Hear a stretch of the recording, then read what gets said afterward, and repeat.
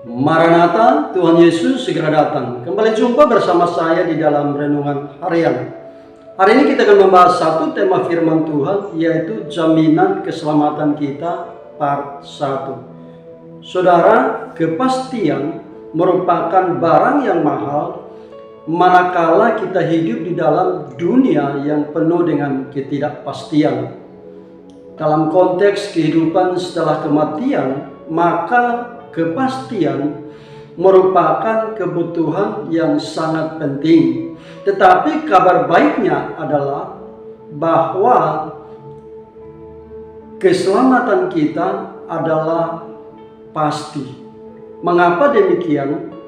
Karena Allah sendiri yang menjamin keselamatan kita melalui kematian Yesus Kristus di atas kayu salib untuk menebus dosa-dosa kita.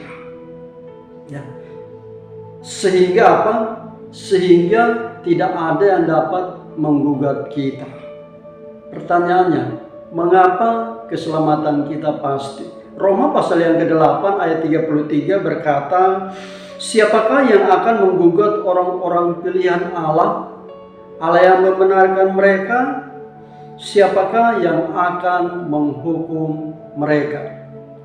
Saudaraku, frasa menggugat di dalam ayat 33a ini artinya bahwa ada sesuatu yang sudah diputuskan oleh hakim di dalam pengadilan, lalu ada orang-orang, ada pihak-pihak lain yang tidak menerima putusan tersebut, kemudian mereka melakukan gugatan dengan maksud untuk membatalkan putusan tersebut dengan mengajukan tuduhan atau dakwaan terhadap seseorang berkaitan dengan pelanggaran yang telah dilakukannya.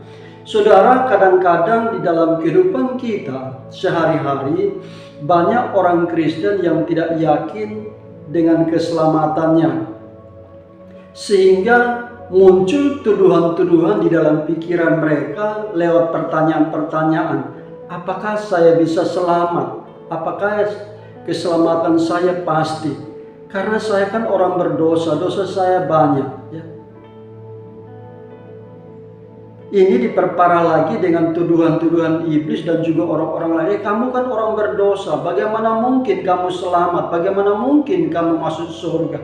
Saudaraku, Martin Luther, seorang tokoh reformasi, pernah mengatakan bahwa suatu kali ia bermimpi di mana iblis menuduh dia bahwa kamu orang berdosa, tidak mungkin selamat. Tapi apa jawaban Martin Luther? Martin Luther berkata bahwa benar, saya orang berdosa, tetapi seluruh dosa saya sudah ditanggung oleh Yesus Kristus di atas kayu salib, sehingga saya menerima keselamatan. Keselamatan saya pasti karena apa?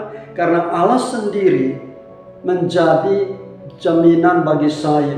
Allah menjamin keselamatan saya melalui kematian Yesus Kristus.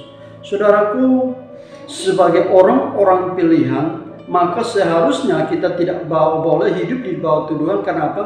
Pembenaran yang telah dilakukan Allah bagi kita, di mana Allah sendiri yang membenarkan kita. Ayat yang ke-33 bagian B artinya bahwa Allah sebagai hakim yang adil, maka keputusan Allah untuk membenarkan kita dan membebaskan kita dari tuduhan tidak bisa diganggu gugat oleh siapapun, termasuk iblis sang pendakwa kita. Seluruh tuduhan dari hukum Taurat dan iblis telah ditidakkan oleh Yesus Kristus pada kayu salib. Kolose pasal yang kedua ayat yang ke-14. Bahkan tuntutan iblis pun takkan bertahan. Karena apa? Karena ia sendiri akan dilemparkan ke dalam hukuman. Wahyu pasal yang kedua 12 ayatnya yang ke-10. Itu sebabnya Bapak Ibu Tuhan kasih, kita bersyukur karena dulunya kita adalah orang berdosa yang layak dihukum untuk memuaskan murka Allah. Tetapi karena korban Kristus yang sempurna di atas kayu salib, maka kita yang beriman kepada kematian Yesus Kristus menerima pembenaran dari Allah. Melalui iman, maka Allah membenarkan kita sehingga status kita adalah orang-orang benar, bukan karena kebenaran kita, melainkan apa yang telah Yesus lakukan kita di atas kayu salib. Ya. Sehingga apa? Karena status kita adalah orang-orang benar, maka tidak ada yang dapat menggugat kita. Tetap semangat, salam greater together. Amin.